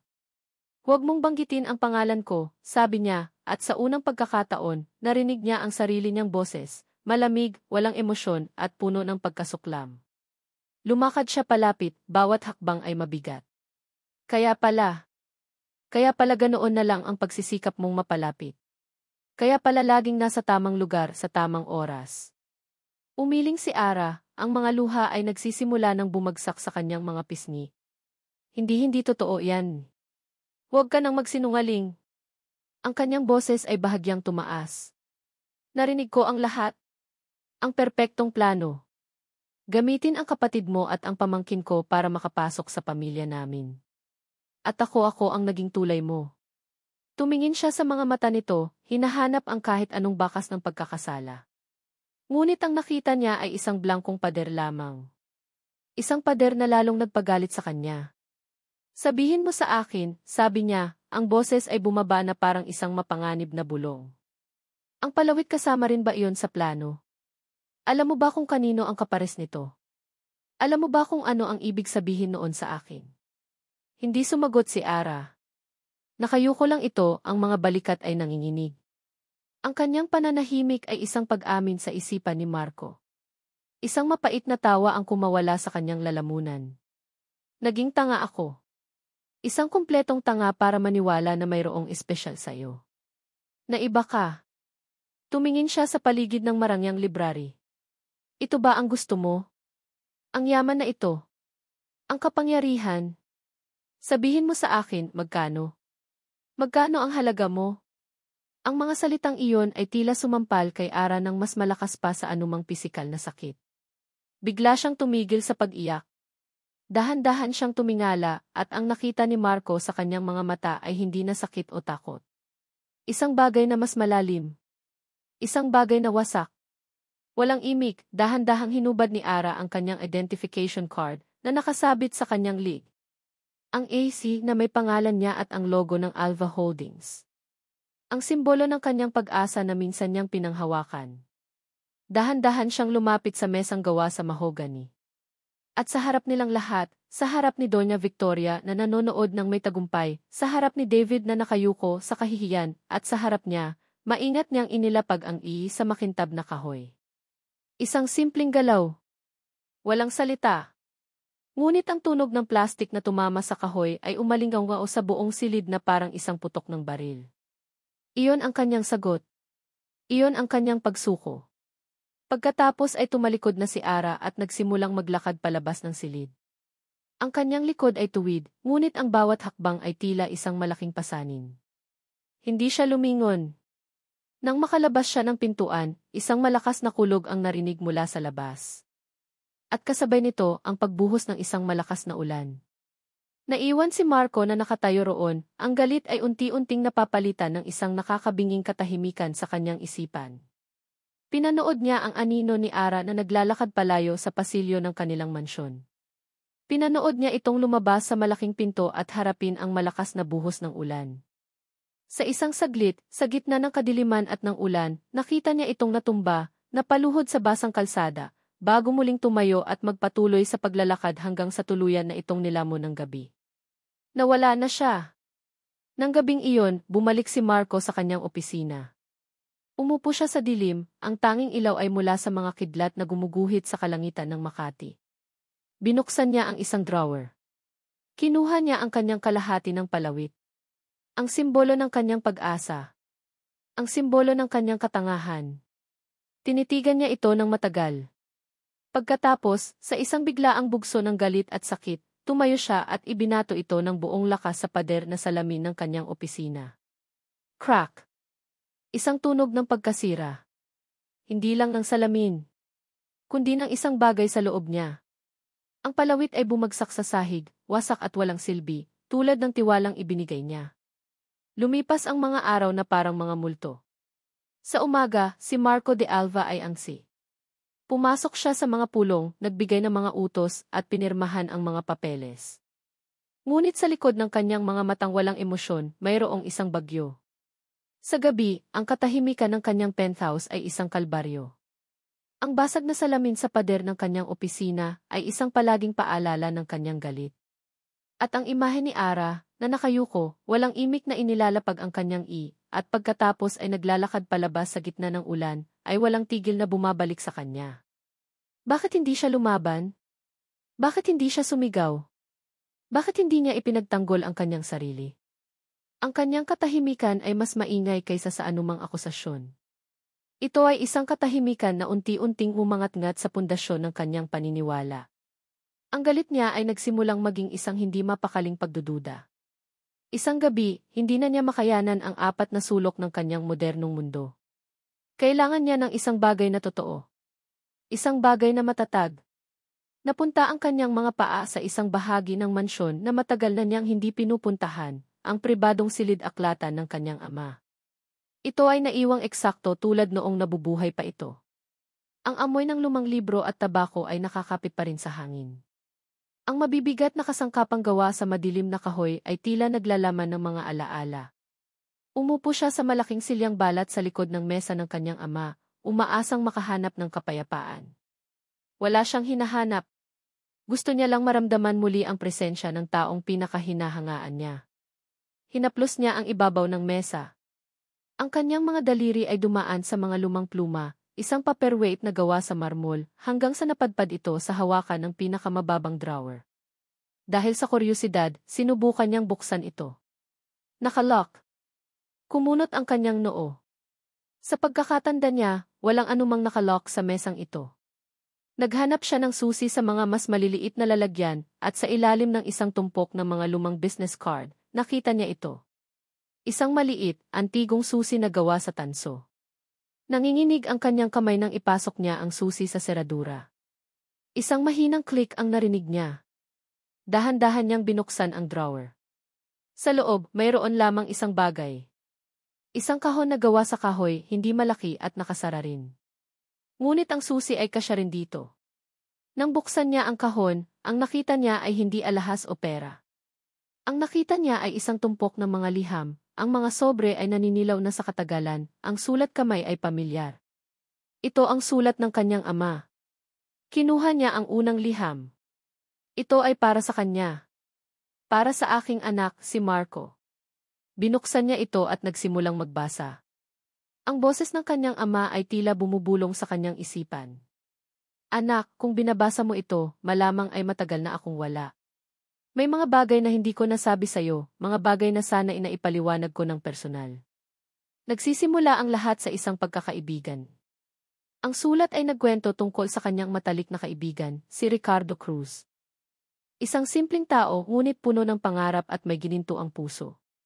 Nagkwento ito tungkol sa kanilang mga pangarap, kung paano sila nagsimula sa wala, nangakong magtutulungan anuman ang mangyari. Ricardo Cruz. Ang pangalan ay tumatak sa isip ni Marco. Ama ni Ara. Kinuha niya ang pangalawang liham. At dahil sa pagkakaibigang iyon, gumawa kami ng isang pangako. Hindi isang kasunduan sa negosyo, kundi isang pangako ng 2 pusong nagtitiwala sa isa't isa. Ang 2 kalahati ng palawit. Isang simbolo. Isang pangarap na balang araw, ang 2 pamilya natin ay magiging isa. Hindi sa pamamagitan ng obligasyon, kundi sana sa pamamagitan ng pag-ibig. Napahawak si Marco sa kanyang dibdib, nahihirapang huminga. Ang palawit. Ang simbolo na kanyang winasak. Hindi ito isang kasangkapan. Ito ay isang sagradong pangako. Ang kanyang mga kamay ay nanginginig na ngayon habang binubuksan niya ang huling sulat. Ang papel ay tila mas luma, ang tinta ay bahagyang kumupas, at may mga bakas ng tila patak ng luha dito. Marco, anak, patawarin mo ako. Nabigo ako. Nabigo ko ang aking kaibigan. May isang anino na sumira sa kanya, isang taong malapit sa akin na hindi ko nakita. Isang taong binalot ng inggit at pagmamataas, sinira ang negosyo ni Ricardo, itinulak siya sa bangin ng kawalan hanggang sa mawala ang lahat sa kanya. Hinanap ko siya, anak, ngunit huli na ang lahat. Naglaho sila na parang bula. Huminga ng malalim si Marco, ang puso niya ay dumudurog. Sino? Sino ang gumawa nito? Ang huling talata ng sulat ang sumagot sa kanyang tanong. Ang mga salita ay tila isinulat ng may bigat at sakit. Ang aninong iyon, anak ang taong sumira sa isang mabuting tao, dahil sa tingin niya ay hindi ito karapat-dapat sa amin ay ang sarili mong ina. Ang asawa ko. Si Victoria. Nalaman ko ang lahat ng huli na. Patawarin mo ako, anak. At kung sakaling mahanap mo sila, ang mga anak ni Ricardo, pakiusap itama mo ang mga pagkakamali ko. Itama mo ang mga pagkakamali ng pamilyang ito. Binitiwan ni Marco ang mga sulat. Ang mga papel ay lumaglag sa sahig na parang mga tuyong dahon. Ang hangin ay tila nawala sa silid. Ang buong katotohanan, isang katotohanang mas masahol pa sa anumang kasinungalingan, ay bumagsak sa kanya na parang isang bundok. Ang kanyang ina. Hindi lang niya sinaktan si Ara. Pinagtulungan nilang lahat. Siya, si David, ang kanyang ina. Dinurog nila ang isang babaeng ang tanging kasalanan ay ang pagiging anak ng taong minsan nang dinurog ng kanilang pamilya. Isinubsob niya ang kanyang mukha sa kanyang mga kamay. Ang isang hikbi ay kumawala mula sa kanyang dibdib. Isang hikbi ng pagsisisi. Isang hikbi ng sakit para kay Ara. Pagkatapos, ang sakit ay dahan-dahang napalitan. Ang apoy ng galit na naramdaman niya sa library ilang araw na ang nakalipas ay muling nag-alab. Ngunit sa pagkakataong ito, hindi ito para kay Ara. Ito ay para sa kanyang ina. Dahan-dahan siyang tumayo. Ang kanyang mga mata ay tuyo, ngunit sa loob nito ay may isang bagong apoy. Isang malamig, mapanganib at hindi mapapatay na apoy. Pinulot niya ang mga sulat mula sa sahig, maingat na itinupi at inilagay sa bulsa ng kanyang dibdib, malapit sa kanyang puso. Alam na niya ngayon ang kailangan niyang gawin. Mabilis siyang lumabas ng silid, ang kanyang mga hakbang ay mabilis at may direksyon. Hindi na siya ang nalilitong lalaki na naghahanap ng kapayapaan. Isa na siyang anak na maghahanap ng hustisya. Ang hapagkainan ng mga de Alva ay isang larawan ng perpektong karangyaan. Ang mga kubyertos na pilak ay kumikinang sa ilalim ng ilaw mula sa dambuhalang chandelier. Ang pagkain ay inihanda ng isang private chef. Sa kabisera ng mesa, nakaupo si Doña Victoria, ang reyna sa kanyang palasyo. Sa kanyang kanan, si David, na tila isang estatwang walang buhay, tinutusok-tusok lamang ang kanyang pagkain. Isang perpektong larawan ng isang perpektong pamilya. Isang perpektong kasinungalingan. Biglang bumukas ng malakas ang dalawang naglalakihang pinto ng dining hall. Pumasok si Marco. Hindi ang sihi na may malamig na otoridad, kundi isang bagyo na handang manalasa. Ang kanyang mukha ay matigas na parang bato, ang kanyang mga mata ay nagliliyab sa isang galit na hindi pa kailanman nakita ng kanyang ina. Marco, Hijo, ano nang ibig sabihin nito? Tanong ni Doña Victoria, nagulat ngunit pilit na pinapanatili ang kanyang kompostura. Hindi sumagot si Marco. Naglakad siya ng diretso patungo sa mesa. Kinuha niya mula sa kanyang bulsa ang isang tumpok ng mga lumang sulat. At sa isang mabilis na kilos, inihagis niya ang mga ito sa gitna ng hapagkainan. Ang mga naninilaw na papel ay kumalat sa ibabaw ng puting mantel, sa tabi ng mga mamahaling pagkain at alak. Ang tunog ng pagbagsak ng mga ito ay tila isang bombang sumabog sa katahimikan. Lahat ng ito ay isang kasinungalingan, sabi ni Marco, ang boses niya ay kalmado ngunit puno ng lason. Tumingin si Doña Victoria sa mga sulat, at sa isang iglap, nakita ni Marco ang isang kislap ng pagkatakot sa mga mata nito, bago ito muling natakpan ng bakal na pader ng kanyang pagmamataas. Ano na kalokohan ito, Marco? Mga lumang papel lang yan. Mga lumang papel, ulit ni Marco, isang mapait na ngiti ang sumilay sa kanyang mga labi. Ito ang mga sulat ni Papa. Ang kanyang huling habilin. Ang katotohanan na pilit mong itinago sa loob ng 20 taon. Tumayo si Doña Victoria, ang kanyang upuan ay gumawa ng isang maingay na tunog sa sahig. Hindi ko alam ang sinasabi mo. Talaga ba, Ma? Humakbang si Marco palapit, ang kanyang anino ay bumalot sa kanyang ina. Hindi mo alam ang tungkol kay Ricardo Cruz. Ang matalik na kaibigan ni Papa. Ang taong sinira mo dahil sa tingin mo ay hindi siya nababagay sa ating mundo. Ang ama ni Arabella. Bawat tanong ay isang dago. Bawat pangalan ay isang akusasyon. Sa wakas, nawala ang pagkukunwari sa mukha ni Doña Victoria. Ang lumabas ay isang mukha ng pagkasuklam at pagmamatigas. Ako nga ang gumawa noon. At ano ngayon, sigaw niya, ang kanyang boses ay matinis at puno ng galit. Ginawa ko lang ang nararapat. Lahat ng ginawa ko ay para sa pamilyang ito. Para protektahan ang pangalan natin mula sa mga taong tulad nila. Protektahan, tumawa si Marco, isang tawang walang kagalakan. Sinira mo ang buhay ng isang inosenteng tao. At pagkatapos, sinira mo rin ang buhay ng kanyang anak. Tinuruan mo kaming maging katulad mo, mapanghusga, malupit, walang puso. Sa sulok, nanginginig si David. Ang kanyang mukha ay basang-basa na ng luha. Ang bigat ng kanyang kasalanan ay tila tuluyan ng dumurog sa kanya. At ikaw, David, sigaw ni Marco, ibinaling ang kanyang galit sa kapatid. Hinayaan mong gamitin kanya. Hinayaan mong sirain ang buhay ng babaeng sinasabi mong mahal mo. Hindi na nakayanan ni David. Bigla siyang tumayo, ang kanyang upuan ay tumumba sa sahig. Tama na, sigaw niya, ang boses ay basag at puno ng sakit. Tumingin siya sa kanilang ina, at sa unang pagkakataon sa kanyang buhay, nawala ang takot sa kanyang mga mata. Tama na, Mama. David, umupo ka, utos ni Doña Victoria. Hindi, sagot ni David, ang kanyang boses ay tumatag. Tapos na akong maging sunod-sunuran sa'yo. Tapos na akong magsinungaling. Humarap siya kay Marco. Kuya, patawarin mo ako. Pagkatapos ay tumingin siya sa kawalan na para bang kinakausap niya ang buong mundo. Nagsinungaling ako. Pinilit ako ni Mama. Si Ara, inosente si Ara. Wala siyang alam sa amin ni Lyra. Wala siyang kasalanan. Huminga siya ng malalim, tila inilalabas ang lahat ng lason sa kanyang sistema. Ako ang may kasalanan sa lahat. At mahal ko si Lyra. Mahal na mahal ko siya at ang anak namin. Ang pag-amin ay isang bombang mas malakas pa kaysa sa mga sulat. Napaupo si Doña Victoria, tila nawalan ng lahat ng lakas. Tumingin siya kay David, ang kanyang bunsong anak, na ngayon ay nakatayo laban sa kanya. Pagkatapos ay tumingin siya kay Marco, ang kanyang panganay, na nakatitig sa kanya na parang isang estranghero. Sa isang iglap, nawala ang lahat sa kanya. Hindi ang pera. Hindi ang kapangyarihan. Kundi ang dalawang anak na lalaki na pilit niyang hinulma ayon sa kanyang kagustuhan. Ang reyna ay naiwang mag-isa sa kanyang wasak na kaharian. Kalmado, tumalikod si Marco. Ang laban ay tapos na. Ngunit ang digmaan ay nagsisimula pa lamang. Saan ka pupunta? Tanong ni Doña Victoria, ang kanyang boses ay mahina na ngayon, halos isang bulong.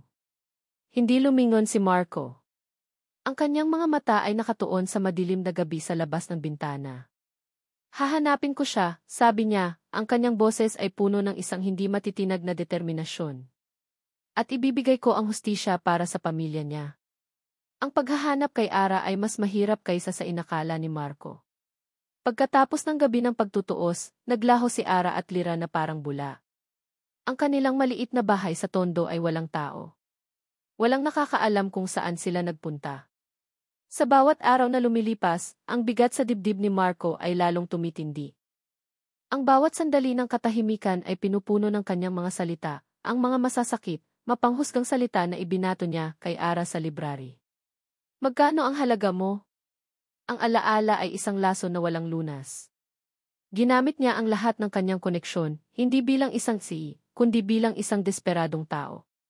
Pagkatapos ng halos isang linggo, isang tawag ang dumating. Isang impormante ang nakakita sa kanila sa isang maliit na karinderya sa isang malayong probinsya, ilang oras ang layo mula sa Maynila. Nagtatrabaho bilang isang katulong sa kusina. Hindi na siya nag-aksaya ng panahon. Nagmaneho siyang mag-isa, ang kanyang mamahaling kotse ay tila isang dayuhan sa mga bako-bakong kalsada ng probinsya. Ang lugar ay isang maliit na bayan na tila hindi pa nararating ng pag-unlad. Ang karinderya ay isang simpleng kubo sa gilid ng kalsada. Ipinark niya ang kanyang kotse sa di kalayuan at naglakad. At doon, nakita niya siya. Si Ara. Nakasuot siya ng isang simpleng duster, ang kanyang buhok ay nakatali sa isang magulong bon. Naghuhugas siya ng mga plato sa isang malaking lababo sa labas ng karinderya. Ang kanyang mga galaw ay mabilis at sanay. Ang kanyang mukha ay seryoso. Ang apoy sa kanyang mga mata na unang humanga sa kanya ay wala na. Napalitan ito ng isang blangkong pagod. Ngunit nandoon pa rin ang dignidad. Nandoon pa rin ang lakas. Tumigil sa pagtibok ang puso ni Marco. Sa sandaling iyon, hindi niya nakita ang isang babaeng dinurog niya. Ang nakita niya ay isang babaeng tumayo muli kahit na nag-iisa. Dahan-dahan siyang lumapit. Ang tunog ng kanyang mga sapatos na katad sa maalikabok na lupa ay tila napakalakas sa katahimikan ng hapon. Narinig ni Ara ang mga yapak. Dahan-dahan siyang lumingon. Nang makita niya si Marco, ang hawak niyang plato ay halos mabitawan. Ang kanyang mga mata ay nanlaki sa gulat na mabilis na napalitan ng isang pader ng depensa. Isang pader na siya mismo ang nagtayo. Anong ginagawa mo dito? Tanong niya, ang boses ay malamig at walang emosyon. Ara, di. Sabi ni Marco, ang kanyang boses ay halos hindi lumabas. Ang lahat ng ensayado niyang salita ay nawala. Ang tanging naroon ay ang sakit sa kanyang puso. Umalis ka na, sabi ni Ara, tumalikod at ipinagpatuloy ang paghugas ng mga plato, na para bang isa lamang siyang estranghero. Hindi ako aalis, sabi ni Marco, humakbang palapit hanggang sa nasa likuran na niya ito. Hindi ako aalis hanggat hindi mo ako pinapakinggan. Tumigil sa paggalaw si Ara, ngunit hindi siya humarap. Wala na tayong dapat pag-usapan. Mayroon, git ni Marco. Mayroon, Ara. Lahat. Inilabas niya mula sa kanyang bulsa ang mga nakatuping sulat ng kanyang ama. Pakiusap. Basahin mo ito. Iniabot niya ang mga sulat sa kanya. Sa una, hindi ito pinansin ni Ara. Ngunit nang makita niya ang pamilyar na sulat kamay sa sobre, ang sulat kamay ng kanyang sariling ama na matagal na niyang hindi nakikita, nanigas siya. Nanginginig ang kanyang kamay nang kunin niya ang mga sulat. At doon, sa gitna ng amoy ng sabon at mantika, sa ilalim ng init ng araw sa probinsya, binasa ni Ara ang katotohanan. Binasa niya ang tungkol sa pagkakaibigan. Ang tungkol sa pangako. Ang tungkol sa palawit. At ang tungkol sa pagkakanulo. Isang butil ng luha ang pumatak sa lumang papel. Sumunod ang isa pa. Hanggang sa ang kanyang mga balikat ay nagsimula ng manginig. Ang lahat ng sakit, ang lahat ng hirap, ang lahat ng tanong na walang sagot sa buong buhay niya, ay biglang nagkaroon ng paliwanag. Nalaman ko ang lahat, sabi ni Marco, ang kanyang boses ay basag. Nalaman ko ang ginawa ng nanay ko. Ang ginawa ng pamilya ko. Ang ginawa ko. Humarap sa kanya si Ara, ang kanyang mukha ay basang-basa na ng luha. Ngunit ang kanyang mga mata ay hindi na blanko. Puno na ito ng sakit na naipon sa loob ng maraming taon. Bakit, tanong niya, ang boses ay isang hikbi. Bakit kami? Walang maibigay na sagot si Marco. Walang sapat na salita para sa isang kasalanan na tumagal ng 2 henerasyon. Kaya ginawa niya ang tanging bagay na alam niyang tama. Sa harap ni Ara, sa gitna ng maalikabok na lupa ng isang maliit na karinderya, ang dakilang si Marco de Alva, ang EFE ng Alva Holdings, ay dahan-dahang lumuhod. Iniyuko niya ang kanyang ulo sa kahihiyan at pagsisisi. Ara, patawarin mo ako, sabi niya, ang kanyang boses ay dumagundong sa sakit. Hindi bilang isang sihi. Hindi bilang isang de Alva. Kundi bilang isang tao. Bilang isang lalaki na sumira sa tiwala ng babaeng minamahal ko. Ang huling mga salita ay lumabas na parang isang hininga. Isang katotohanan ngayon lang niya inamin ng buo sa kanyang sarili. Tumingala siya kay Ara. Ang kanyang mga mata ay puno ng luha, nagmamakaawa, hindi para sa sarili, kundi para sa isang kapatawarang alam niyang hindi niya karapat-dapat. Nakatitig lang si Ara sa kanya, sa lalaking nakaluhod sa kanyang harapan. Ang mga luha ay patuloy na dumadaloy sa kanyang mga pisngi. Ang puso niya ay isang larangan ng digmaan sa pagitan ng sakit ng nakaraan at ng katotohanan ng kasalukuyan. Maaari ba niyang patawarin ang lalaking ito? Ang lalaking kumakatawan sa lahat ng sakit na dinanas ng kanyang pamilya? Ang sagot ay nakabitin sa hangin, kasing bigat ng hindi pa nabibigkas na kasaysayan sa pagitan nilang dalawa. Nakatitig si Ara sa lalaking nakaluhod sa kanyang harapan. Si Marco de Alva. Ang sihi. Ang anak ng babaeng sumira sa kanyang pamilya. Ang lalaking dumurog sa kanyang puso. Ngunit ang lalaking nakaluhod sa harap niya ngayon ay hindi na ang mga iyon. Ang nakikita niya ay isang lalaking basag, puno ng pagsisisi, at ang mga mata ay sumisigaw ng isang sakit na kasing lalim ng sa kanya. Ang pagpapatawad ay tila isang bundok na imposibleng akyatin. Ang bawat bato ay isang alaala ng sakit, ng hirap, ng mga luhang pumatak sa dilim. Ngunit ang pagkapit sa galit ay isa ring mabigat na pasanin, isang kadena na gumagapos sa kanya sa nakaraan. Naalala niya ang kanyang ama. Naalala niya ang mga kwento nito tungkol sa isang matalik na kaibigan. Naalala niya ang pangarap sa mga sulat. Isang pangarap ng pagbubuklod, hindi ng paghihiganti. Dahan-dahan, itinaas ni Ara ang kanyang kamay. Hindi para sampalin siya. Hindi para itulak siya palayo. Ipinatong niya ito sa balikat ni Marco. Tumayo ka, Marco, sabi niya, ang kanyang boses ay mahina ngunit matatag. Tumingala si Marco, ang kanyang mga mata ay puno ng pag-asa at takot. Dahan-dahan siyang tumayo, ngunit hindi niya binitawan ang tingin kay Ara. Hindi ibig sabihin ito na madali, patuloy ni Ara, ang bawat salita ay pinipili niya ng maingat. Hindi ibig sabihin ito na nakalimutan ko na. Pero ayoko nang magdala ng bigat na hindi sa akin. Patawarin ang sarili, patawarin ang nakaraan, at patawarin ka. Ang salitang pinapatawad ay hindi niya masabi ng buo. Ngunit sa kilos niya, sa kanyang mga mata, naintindihan ni Marco. Isang luhang gumulong mula sa mata ni Marco, ngunit sa pagkakataong ito ay luha ng pasasalamat. Isang simula. Ilang linggo ang lumipas. Ang paghilom ay mabagal, tulad ng paggaling ng isang malalim na sugat.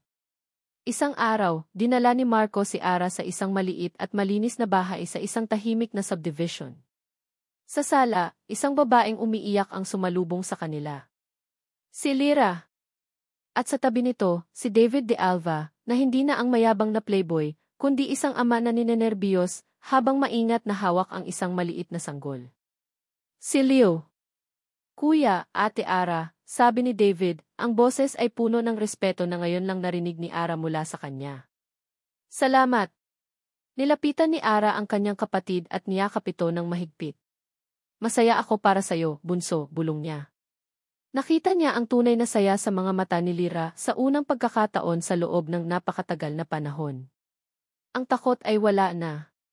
Ginamit ni Marco ang kanyang mga koneksyon, hindi para sa kapangyarihan, kundi para itama ang mga pagkakamali. Gamit ang mga lumang litrato at dokumento mula sa mga sulat, natunto nila ang isang kapatid ng ina ni Ara, isang tiyahin na matagal na nilang nawalan ng komunikasyon mula noong gumuho ang kanilang buhay. Ang kanilang muling pagkikita ay isang ilog ng mga luha at mga alaala. Sa isang simpleng bahay sa Laguna, niyakap ni Ara ang kanyang tia Elena. Narinig niya ang mga kwento tungkol sa kanyang ina, nakita ang mga lumang litrato ng kanyang ama. Sa bawat kwento, sa bawat yakap, isang piraso ng kanyang nawalang pagkatao ang unti-unting nabubuo.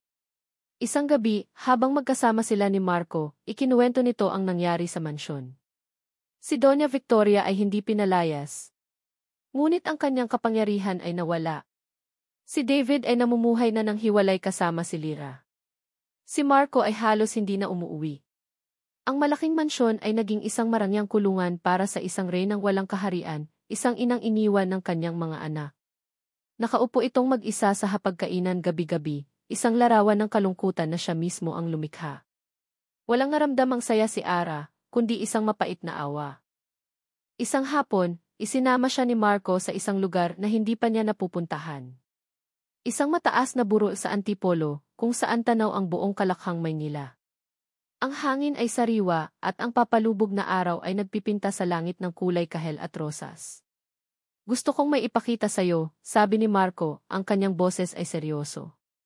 Mula sa kanyang bulsa, inilabas niya ang isang maliit na kahon. Binuksan niya ito. Sa loob, nakahimlay ang isang pamilyar na palawit. Ang araw. Ngunit sa pagkakataong ito, buo na ito. Ang dalawang kalahati ay pinagdugtong na ng isang magaling na alahero. Ang linya kung saan ito minsang nabasag ay makikita pa rin, isang pilat na nagsisilbing paalala ng kanilang nasirang nakaraan at ng kanilang pinag-isang kasalukuyan.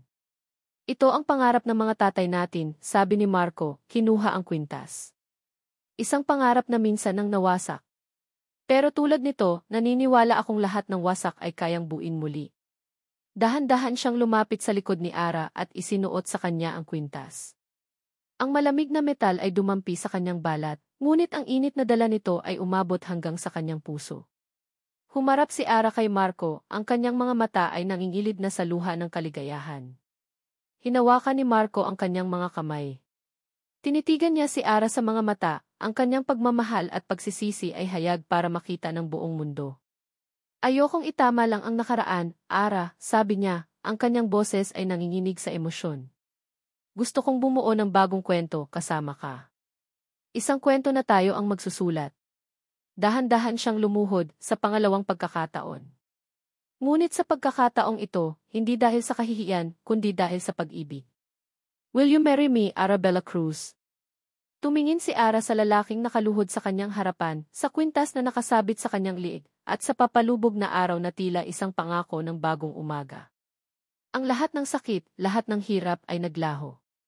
Ang natira na lamang ay pag-ibig.